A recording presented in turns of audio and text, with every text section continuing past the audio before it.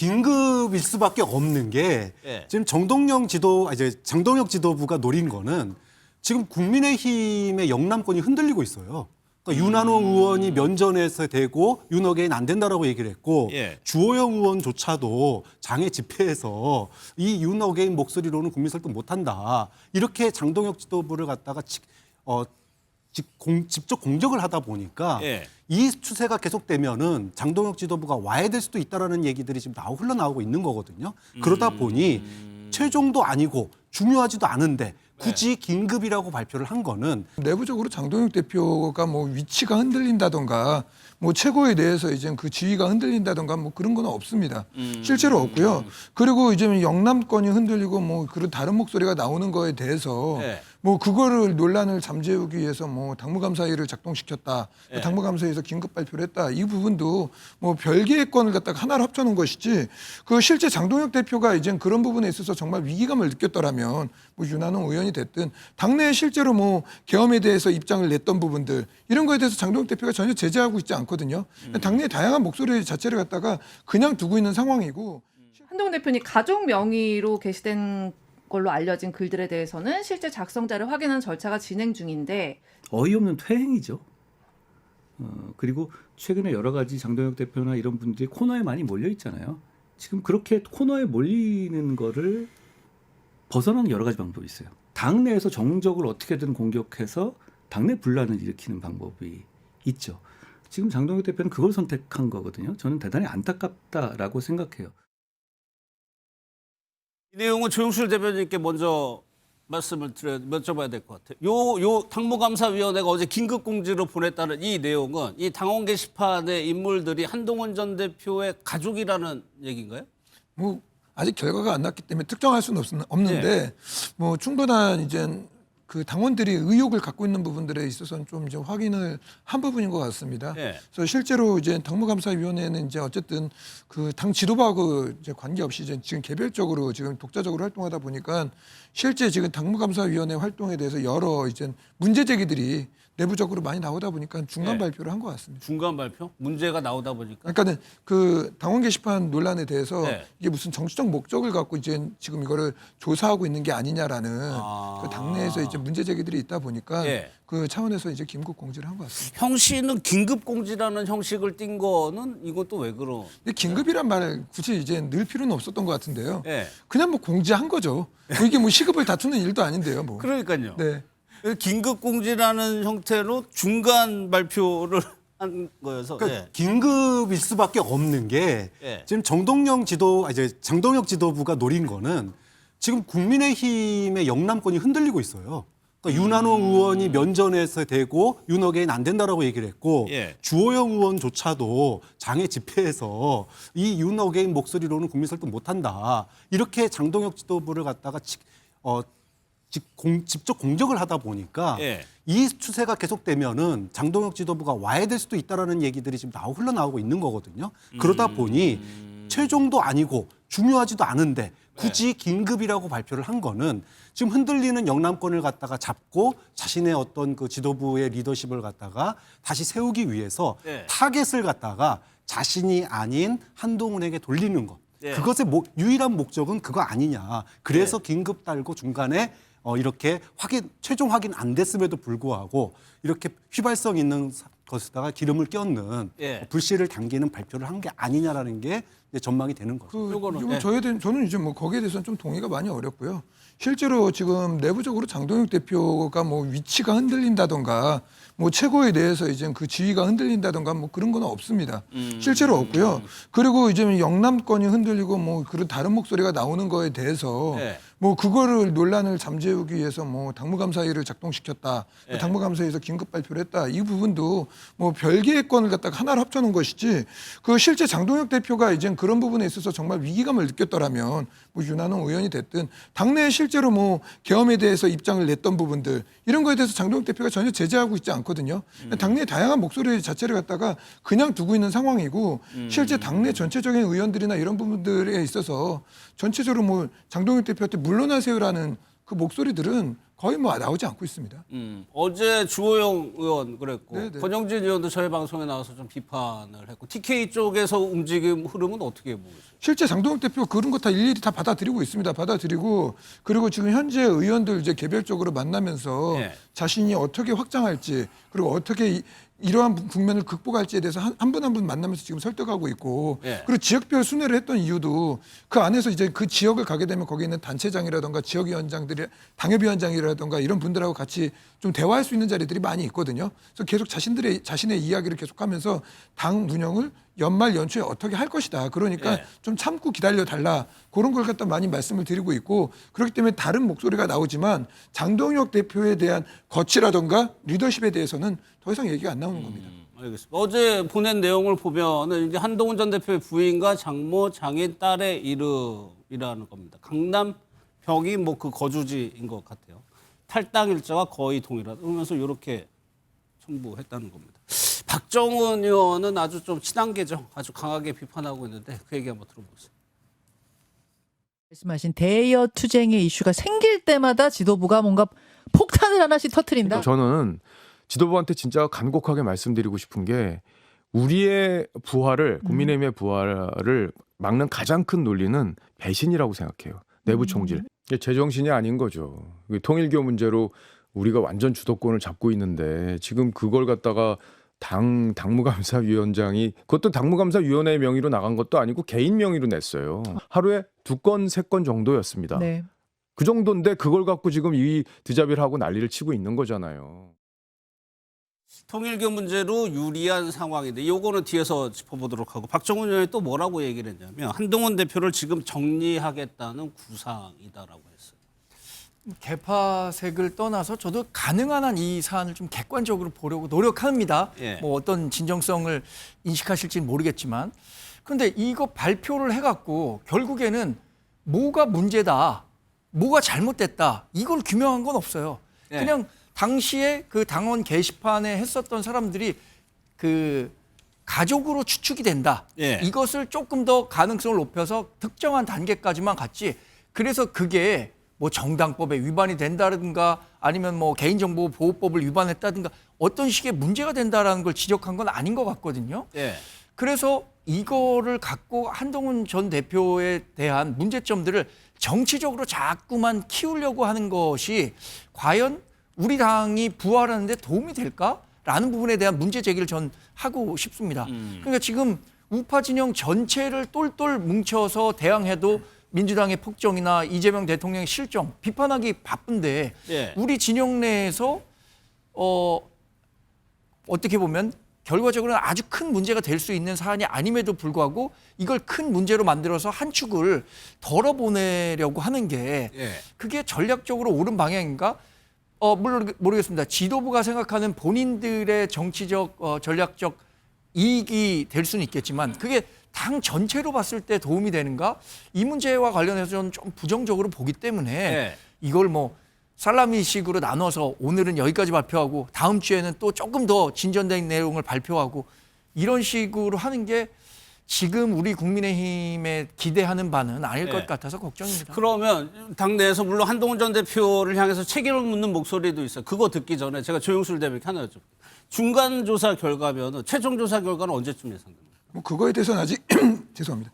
그거에 대해서는 아직 정해진 바가 없고요. 실제로 이제 지도부 내에서 이제 방금 전에 이제 박정훈 의원 이제 멘트도 나왔는데 지도부 내에서 한동훈 이제 대표를 갖다가 뭐 징계하겠다, 뭐 정리하겠다 이런 기류 전혀 내놓고 있지 않습니다. 저 뭐 최고위 들어가서 이제 비공개라던가 뭐 이런 대화할 때 네. 전혀 그런 얘기 나오고 있지 않고요. 어떻게 보면 대여 투쟁에 대한 이야기들을 거의 다 하고 있는데 네. 이거 당무감사 위원장 개인 명의로 된 거 아닙니까? 당무감사위원회 명의도 아니고 그렇기 때문에 이거에 대해서 당무감사위원회가 특정해서 처벌을 하겠다라고 말한 적도 없고 네. 그냥 결과 발표고 이 결과에 대해서 어떻게 처리해야 할지를 그냥 지켜보면 될 일인데 그 내부적으로 이걸 가지고 너무 확대 재생산할 필요는 없다라고 보고 있고 제가 볼 때는 이 문제가 큰 건이 아닌데 그냥 내부적으로 계속 큰 건을 만드는 것 같아요. 그 누구도 얘기하고 있지 않거든요. 지도부에선. 근데 이걸 가지고 계속 왜 큰 건으로 만드는지 저는 조금 이해가 되질 않습니다. 그냥 지켜보면 된다. 지켜보고 결과 해놓고선 이걸 가지고 만약에 정치적으로 과도한 징계를 한다던가 말도 안 되는 징계를 네, 한다던가 네. 그럼 그때 가서 목소리를 내야 되는데 결과가 나온 것도 그럴 없는데. 가능성이 없는 게 아니고 그때 가서 목소리를 내면 된다는. 그게 맞죠. 예, 지금 뭐 예측되는 것만으로 지금 그 당 지도부 차원에서 그 징계하겠다라는 말을 한 지도부 인사가 아무도 없지 않습니까? 예. 그리고 제거하겠다는 인사가 한 인사도 아무도 없지 않습니까? 심지어 나경원 의원 같은 경우 지금 지방선거 기획단 이제 단장을 맡고 있는데 예. 이분도 그렇게 얘기를 했었어요. 한동훈 대표도 충분히 경선에 참여할 수 있고 예. 당원으로부터 그냥 그 인정을 받으면 된다 이렇게 얘기하고 있는 상황이 있기 때문에 당 내에서 뭐 특별히 배제한다던가 그런 기류는 별로 없습니다. 그래요. 근데 지금 이 사건의 본질이 무슨 뭐 한동훈 이미 탈당한 한동훈 전 대표의 가족을 갖다가 다시 불러서 뭐 징계하겠다는 게 아니고 예. 신동욱 의원이 얘기했다시피 이것이 무슨 뭐 익명 게시판에 뭐 누가 썼다 안 썼다 이 문제가 아니라 윤리적으로 그게 합당하냐 안 하냐 어떻게 당대표 가족이 현직 대통령 부부를 갖다가 그렇게 강도 높게 예. 소위 말해서 거의 막말성으로 할 수 문제인 것 있느냐라는 같아요. 예. 거죠. 그 무슨 얘기냐면 지난 전당대회 때 한동훈 전 대표를 당의 주리가 어떻게 했습니까? 배신자로 몰아세웠잖아요.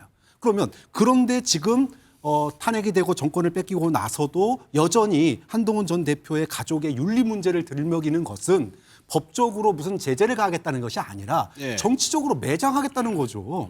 그 정치적인 매장이 뭡니까? 결국은 작년 전당대회 때 배신자 프레임 했던 거 그것을 갖다가 더 구체화해서 봐요. 한동훈이 이런 사람이에요. 어떻게 대구 경북 우리 당원 여러분 한동훈 찍으면 안 됩니다. 당에서 쫓아내야 됩니다. 이 얘기를 하고 싶은데 말로는 못하니까 지금 윤리 문제다라고 얘기하는 건 결국은 정치적으로 매장시키겠다라고 하는 그 송대가 훤히 보이는데 예. 이거 가지고 뭐 아무 문제 아니다라고 얘기하면 이거야말로 당내 지금 권력 투쟁 아니냐 이렇게 이거 얘기할 아무 수밖에 문제라고 안 한 게 아니라 예. 그 이거 조금 이제 그 교정해야 될 부분이 그 장동혁 대표 같은 경우 이제 전당대회에서 당원 게시판 논란에 대해서 본인이 조사를 하겠다. 당무감사위에 공약처럼 통해서 얘기했죠. 조사를 네. 하겠다고 공약을 했어요. 민주당 같은 경우도 정청래 이제 대표가 1인 1표제를 갖다 공약으로 내세웠잖아요. 그렇기 때문에 당내 여러 저항에도 불구하고 자신이 그걸로 당선이 됐기 때문에 그걸 가지고 밀어붙인 겁니다. 그렇다면 그 장동혁 대표가 이거를 조사한다고 한 게 공약이었지 네. 이거를 통해서 무조건 징계한다는 게 공약이 아니었던 거고 예를 들어서 이 조사 결과가 나왔어요.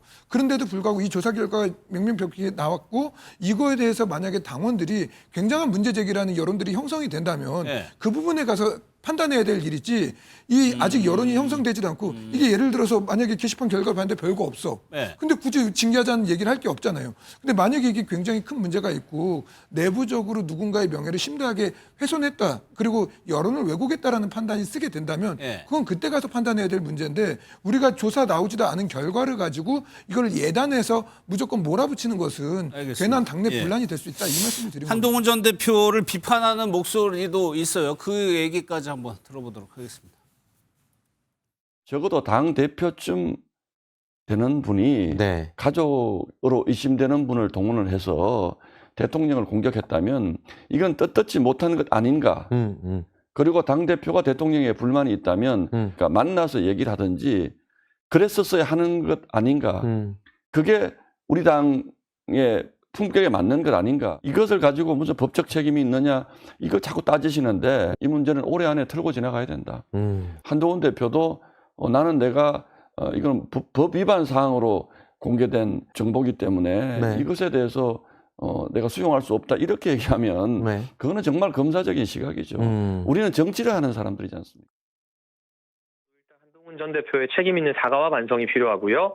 가족들의 소행임은 사실상 1차 조사로 드러나지 않았습니까? 그 미국에 있는 딸이 어떻게 그런 글을 쓰겠어요. 그러니까 명의를 도용한 거잖아요. 네, 일단 겸허한 사과와 반성이 필요하고 그 이후에 징계 수위 등은 당무감사위와 윤리위에서 독립적으로 결정할 거라고 봅니다. 그 당시 당대표로서 또 가족의 일원으로서 사실관계를 파악할 수 있었는데 사실을 당원들께 알리지 않고 혹시나 은폐하고 뭐 이걸 묻으려고 한 시도가 있다면 거기에 대해 응분 책임져야 되고요.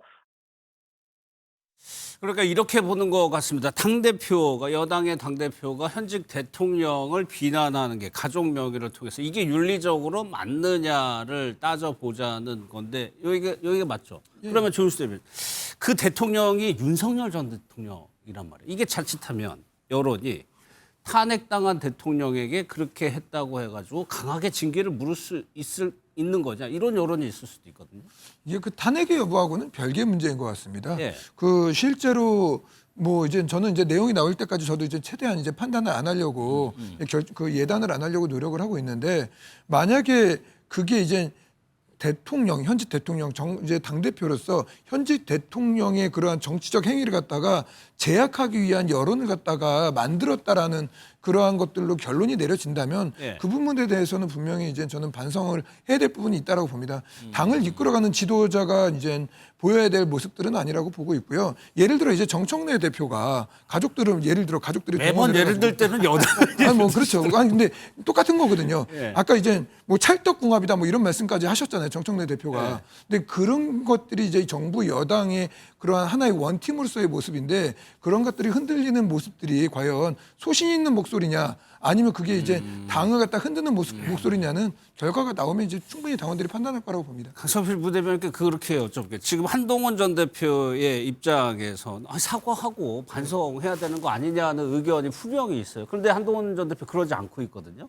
한동훈 전 대표가 이거를 풀 수 있는 방법은 없을까요? 사과하고 반성해도 국민의힘의 많은 지지자와 당원들은 한동훈 대표 용서 안 할 겁니다. 사과해도. 그러니까 지금 제가 삼자로서 느끼기에 국민의힘의 당원과 지지자들의 분노가 있어요. 어떤 감정선이 있는 거냐면 예. 일단 윤석열 전 대통령이 파면된 것에 대한 분노가 있어요. 그럼 왜 윤석열이 파면이 됐는가에 대해서 원인을 찾아보면 크게 두 가지예요. 예. 한 명은 김건희 때문인 거고 그래서 김건희를 분노하는 겁니다. 그리고 두 번째로는 한동훈 전 대표 때문이라는 거예요. 왜? 한동훈 전 대표가 당신 윤석열 전 대통령이 법무부 장관 시켜주고 비대위원장 시켜주고 쉽게 말해서 소년 장원 급제 시켜줬는데 너 윤석열 전 대통령을 제대로 보좌하지는 못하고 오히려 당신이 주호영 부의장이 말했던 것처럼 김건희 특검에 같이 찬성표 던져가지고 김건희 특검법 통과시키려고 해가지고 당을 분열시켰고 그래가지고 윤석열 전 대통령이 개헌까지 했고 그래서 탄핵됐고 그래서 우리가 야당이 됐고 이런 분노의 감정선이 있고 거기에 한동훈은 배신자라는 감정선이 있는 거예요. 예. 그렇기 때문에 이것을 장동혁 대표는 또 이용을 했던 겁니다. 그런데 그게 지금 와서 조금 통하지 않는 게 장동혁 대표가 이 전선을 너무 넓혀버렸어요. 어떤 전선을 그저 한동훈과 비한동훈으로 전선을 끌고 갔으면 결집이 되는데 여기에다가 당원 70%라는 룰을 지방선거 룰을 받아들일 수도 있다라는 시그널을 주면서 예. 윤한홍, 주호영, 추경호 여러 가지 당내 지방선거를 준비하는 분들에게 신뢰를 잃어버린 거예요. 그렇기 때문에 이제 와서 한동훈에 대해서 조금 징계를 하는 과정을 보인다고 해서 예. 당내 불화가 소강되지는 않을 것이다. 예. 하지만 그거와 별개로 한동훈이 지금 처해 있는 이 배신자 프레임은 당분간은 소구하기가 힘들 것이다. 그래 보여집니다. 알겠습니다. 저는 이 논란을 보면서 한동훈 전 대표가 지금까지는 굉장히 침묵하고 있는 편이거든요. 이것과 관련해서 예. 이렇게 윤리적으로 문제가 있으니까 사과를 하라 이렇게 얘기하는 사람도 있고 전혀 문제가 될 게 아닌데 왜 사과하느냐 이렇게 얘기하는 사람도 있단 말이에요. 첫 번째 관문이 뭐냐면 익명 게시판이에요. 예. 그러니까 누구도 나의 신원을 확인할 수 없다는 걸 보장받은 상태에서 정당 가입해서 그 의견을 개진합니다. 근데 그 익명 게시판에서 쓴 이야기를 가지고 누군가를 징계하려고 하는 것 이것에 대해서 동의하기가 어렵다라는 생각을 한동훈 전 대표가 갖고 있는 게 아닌가 전 개인적으로 이렇게 추론해 보고요. 그럼 두 번째로 가서 실제로 거의 특정이 되고 있는 상태잖아요. 예. 어제 발표한 내용만 놓고 보면 3명의 전화번호 뒷자리가 같다거나 같은 지역구에서 당원에 가입했다거나 이러면 그 가족으로 거의 특정이 된 상태인데 이것이 그동안 너무 정치 쟁점화되면서 한동훈 전 대표를 정치적으로 막 공격하기 위한 수단으로 활용됐단 말이에요. 예. 여기에 대해서 이제 사과 메시지를 하거나 이런 것들이 정치적으로 조금 밀리거나 굴복하는 듯한 인상으로 비춰지는 건 아닌가라는 부분에 대한 걱정도 하지 않을까? 이건 제가 한동훈 전 대표하고 얘기를 하는 건 아니고 제 나름대로 생각해 본 것은 그러니까 첫 번째 단계를 넘지 못한 거죠. 예. 그러니까 이거 완전히 잘못된 거다. 익명 예. 게시판을 갖고 왜 문제를 삼느냐. 여기에 동의하기가 어렵기 때문에 어떤 메시지도 내지 않고 있는 게 아닌가.